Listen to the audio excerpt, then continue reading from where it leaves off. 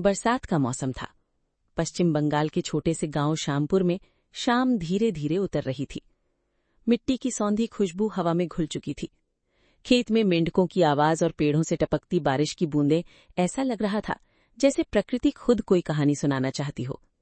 गांव के किनारे एक छोटी सी झोपड़ी में रहता था 16 साल का गोपाल। गरीब था, लेकिन उसका दिल बहुत बड़ा था। हर सुबह सूरज निकलने से पहले उठकर वो अपनी गाय गौरी का दूध निकालता और गांव-गांव बेचने निकल जाता। एक रात खाना खाते समय माँ ने पूछा, बेटा, तू इतना क्यों सोचता रहता है? गोपाल हल्का सा मुस्कुराया और बोला, माँ, एक दिन तुम्हें रानी बनाकर रखूंगा। माँ हंस तो दी, लेकिन उसकी आंखों में आंसू थे।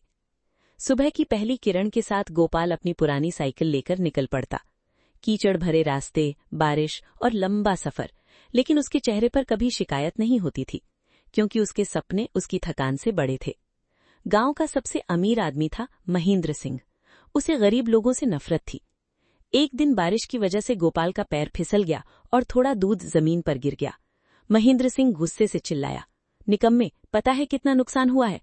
और उसने गोपाल को धक्का देकर बाहर निकाल दिया। उस रात पूरे गांव में बिजली चली गई। चारों तरफ अंधेरा और तेज बारिश थी। गोपाल अपनी साइकिल लेकर घर लौट रहा था, तभी उसे रास्ते में एक बूढ़ा आदमी दिखाई दिया। वो बूढ़ा आदमी बारिश में भीग रहा था और ठंड से कांप रहा था। गोपाल तुरंत उसके पास गया। बाबा, आप ठीक हैं? बूढ़े ने कमजोर आवाज में कहा, बेटा, बहुत भूख लगी है। गोपाल के घर में सिर्फ 2 रोटियां बची थीं, लेकिन उसने बिना सोचे वो दोनों रोटियां उस बूढ़े आदमी को खिला दी। उसकी माँ ने भी प्यार से उसके पैर धोए। उस रात उनकी झोपड़ी छोटी जरूर थी, मगर इंसानियत बहुत बड़ी थी। अगली सुबह जब गोपाल उठा, बूढ़ा आदमी जा चुका था, लेकिन दरवाजे के पास एक बैग रखा था। बैग खोलते ही गोपाल की आंखें फटी रह गई। अंदर बहुत सारे पैसे थे और एक चिट्ठी, जिसमें लिखा था, तुम गरीब होकर भी सबसे अमीर इंसान हो। कुछ ही महीनों में गोपाल की जिंदगी बदलने लगी। उसने अपनी माँ के लिए पक्का घर बनवाया और गांव में एक छोटा दूध केंद्र शुरू किया। अब गांव के गरीब किसानों को उनकी मेहनत का सही दाम मिलने लगा था। पूरा गांव अब गोपाल की तारीफ करने लगा था, लेकिन महेंद्र सिंह ये सब देखकर जलने लगा। उसे लगने लगा कि गांव में उसकी इज्जत कम हो रही है, और तभी उसने एक खतरनाक साजिश रची। एक रात गोपाल के दूध केंद्र में आग लगा दी गई। सुबह तक सब कुछ राख बन चुका था। गांव वाले रो रहे थे, लेकिन गोपाल शांत खड़ा था। उसने मिट्टी उठाकर कहा, अगर मेहनत सच्ची हो तो राख से भी नई शुरुआत होती है। गोपाल की बात सुनकर पूरा गांव उसके साथ खड़ा हो गया। किसी ने ईंट उठाई, किसी ने लकड़ी, और देखते ही देखते पूरा गांव एक परिवार बन गया। लेकिन जिंदगी की परीक्षा अभी खत्म नहीं हुई थी। कुछ दिनों बाद गोपाल की माँ बहुत बीमार पड़ गई। डॉक्टर ने कहा, इलाज शहर में होगा और बहुत पैसे लगेंगे। गोपाल ने अपनी सबसे प्यारी गाय गौरी को बेचने का फैसला कर लिया।